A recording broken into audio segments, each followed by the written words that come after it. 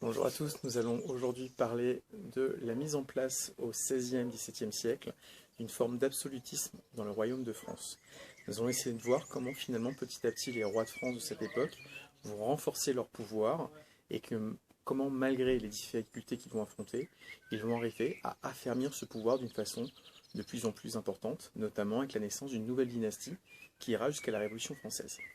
Dans un premier temps, nous allons voir comment les guerres de religion vont avoir des conséquences sur le royaume de France, comment les rois de cette époque vont quand même tout faire pour affirmer leur pouvoir petit à petit.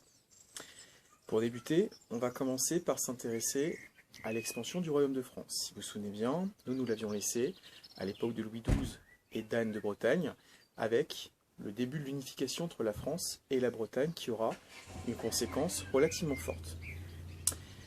La dernière fille des rois de France, Claude, va épouser François Ier, qui va devenir le nouveau roi de France. Un roi jeune, dynamique et très ambitieux, poussé par sa mère, Louise de Valois.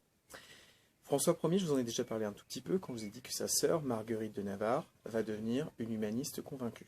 François, lui, a pour but de renforcer le pouvoir sur place, de son territoire, de son droit, de sa justice, de son économie, mais surtout il veut resplendir. Il va donc mettre en place un royaume de plus en plus fort, de plus en plus moderne. Vous avez fait un travail préparatoire sur François Ier, au cours duquel vous avez essayé de voir finalement comment moderniser le territoire. Alors on va essayer de répondre un petit peu aux questions que vous aviez. Dans un premier temps, les portraits de François Ier veulent montrer un roi fort, influent, qui s'affirme, viril, puissant, un guerrier. On va sortir petit à petit de ce rôle très fade, très effacé qu'avaient les rois précédents. On va essayer d'affirmer finalement la splendeur personnelle de ce roi, montrer pourquoi c'est lui qui doit mener les combats, pourquoi c'est lui qui est puissant, qui est vaillant. Déjà, François Ier, c'était un géant à cette époque. Il faisait pas loin d'1,90 m, c'est-à-dire qu'il se manifestait au-dessus du reste des nobles, ce qui fait qu'il était visible, présent. Et il veut que ce soit présent partout. Il va dépenser beaucoup d'argent pour pouvoir finalement montrer sa puissance, affermir son pouvoir. Il va construire différents châteaux, au bord de la Loire, sur les modèles de la Renaissance, notamment Chambord, avec son ami Léonard de Vinci. Il va créer des choses nouvelles qui sortent du Moyen-Âge, mais il veut une Renaissance à la française, pas à l'italienne. Il va mettre de côté tous ses préceptes religieux, il ne va pas se mettre en avant comme un bon chrétien. Pour lui, c'est naturel. Au début, il est même relativement tolérant vis-à-vis des prétendus réformés, même si ça ne va pas durer très très longtemps. François Ier, il a pour but d'unifier son royaume. Il va notamment annexer définitivement la Bretagne.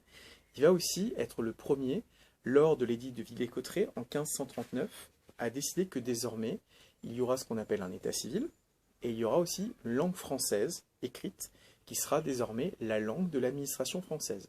Que quelle que soit la région de France où on écrit, on doit écrire dans la même langue. Il veut unifier finalement, créer une langue commune pour tous les Français.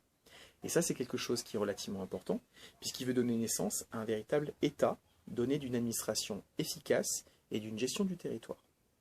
Ce roi, il se veut moderne, puisqu'il veut finalement être un conquérant, mais être aussi un gestionnaire. Il va développer l'art, le mécénat, notamment en finançant beaucoup d'humanistes. Il va créer des châteaux comme Chambord, où l'aspect défensif est plutôt mis de côté face à un aspect esthétique, agréable. Il veut réunir la cour pour avoir une forme d'emprise sur eux, pour imposer vis-à-vis des ennemis. C'est par exemple ce qu'il a tenté de faire lors du Camp d'Or, où il a essayé d'en mettre plein la vue à son rival Henri VIII. Ça va avoir l'effet inverse, puisqu'Henri VIII va se rapprocher de l'Angleterre à cause de ça. François puis son fils Henri II vont donc renforcer le poids du roi en France.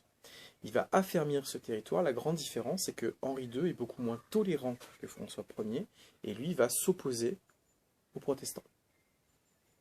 À la mort de François Ier puis d'Henri II, lors d'un tournoi, on a une petite crise dynastique, puisque les différents fils qui vont régner à la suite vont connaître des difficultés pour avoir une pérennité.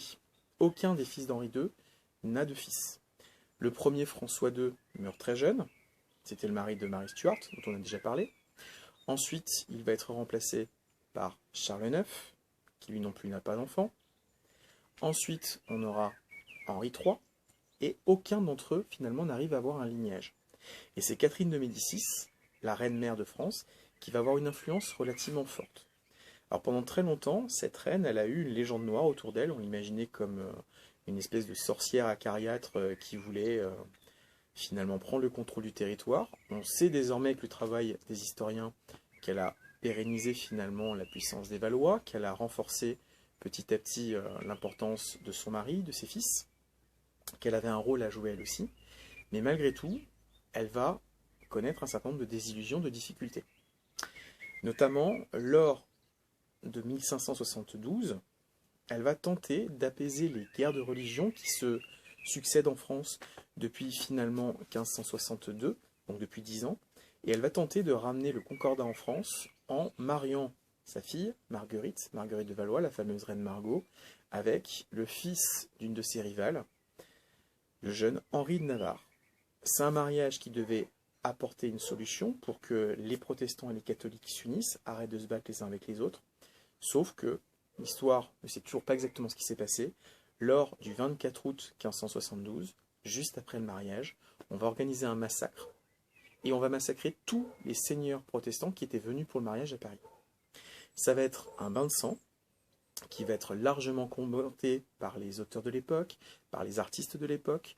On a des peintures qui nous dépeignent finalement ces violences faites contre les protestants à Paris, qui vont se répercuter dans d'autres régions, et les guerres de religion vont continuer finalement avec Henri de Navarre qui doit fuir et prendre la tête des protestants face à son ancienne finalement famille, ces fameux Valois qui continuent à régner.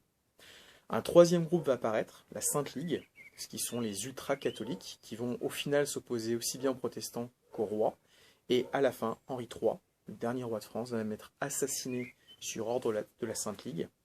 Et là, on a une crise dynastique qui apparaît. Henri III n'a pas de fils, il n'a plus de frère, donc la seule personne qui peut hériter, c'est son cousin, ce fameux Henri de Navarre. Le problème, c'est que lui-même doit prendre la tête d'un royaume affaibli, qui ne veut pas forcément lui, puisqu'il est protestant.